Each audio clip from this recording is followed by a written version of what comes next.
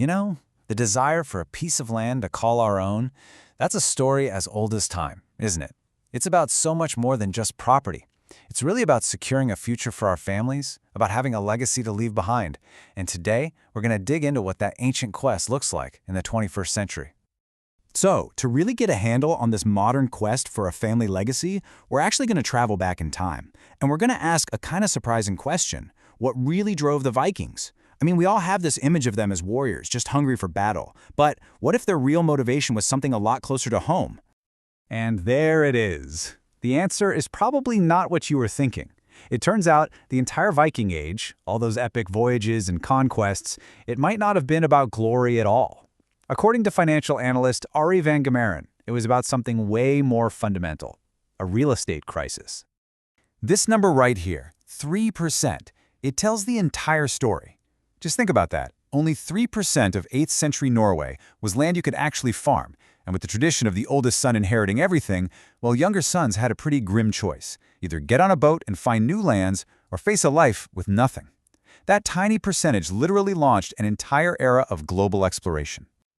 Okay, so let's fast forward from the 8th century to right now. High net worth families, well, they're facing their own version of a real estate crisis. It's not a shortage of physical land, of course, but it's a shortage of solid, sound strategies to make sure their legacy, their wealth, actually survives for generations.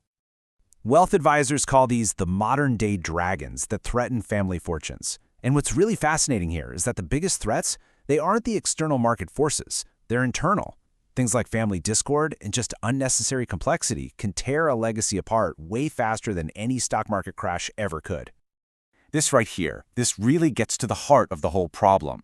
The single greatest risk to a family's legacy isn't external, it's internal. It's the failure to prepare the next generation. It's failing to turn what could be passive heirs into truly engaged, informed stewards.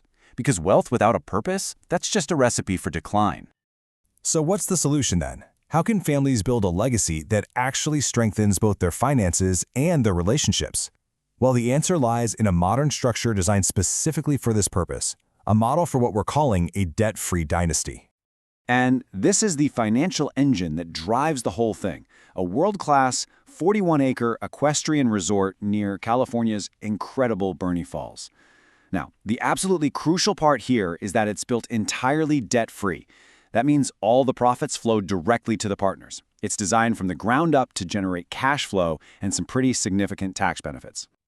And here's the best part. The lifestyle benefits start immediately. While the main resort is being built, the partner families get exclusive access to a private 5-acre ranch near Lake Tahoe.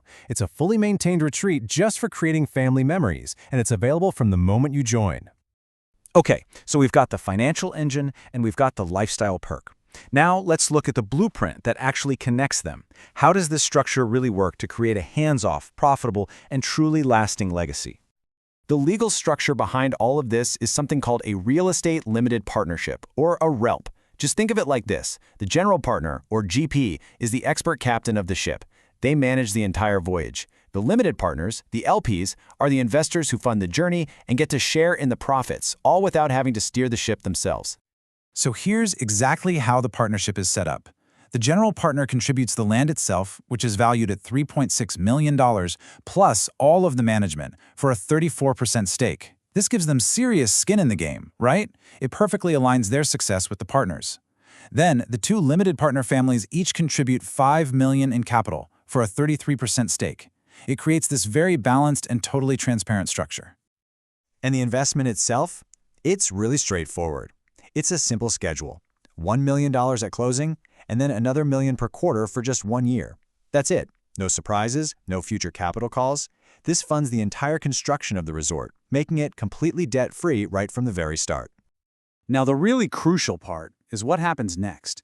Once that resort is up and running, it's generating significant income. This profit gets distributed directly to the partner families every year through K1s. And the best part? No tenants, no toilets, no late-night phone calls. It is a truly passive investment managed entirely by the general partner. This is where that debt-free model really shines. Just take a look at the risk profile. Because there's no mortgage to pay, the break-even occupancy is incredibly low. We're talking just over 10%. That means the resort only needs to be booked for about 5 weeks out of the entire year to be profitable. Every single booking beyond that is pure upside. It just massively de-risks the entire investment. So this is where we move beyond the numbers on a balance sheet, because really, this isn't just a financial instrument. It's an investment in the family itself, in the shared experiences that build unity and create the memories that truly last for generations. And this investment starts paying lifestyle dividends right away. First, you get almost 4 months of personal use at the private Tahoe Ranch every single year. On top of that, you can trade any time you don't use to access thousands of other luxury properties all over the world. And best of all, the partnership covers all the ranch's operating costs. It's a true lifestyle asset, ready for you to enjoy from day one. And this brings us right back to one of the biggest threats to any legacy: family discord. The legal operating agreement is specifically designed to prevent this. Your heirs will inherit the benefits, the income, the vacations, without ever being burdened by management responsibilities. This structure is built to prevent the arguments over money and control that can just tear families apart. Which brings us to the final and really crucial point: exclusivity. This isn't some massive investment fund. It's an intimate partnership built for a select few. The founder actually calls it an invitation to join a forever club, a group of families who are all committed to the same shared multi-generational vision. This number says it all.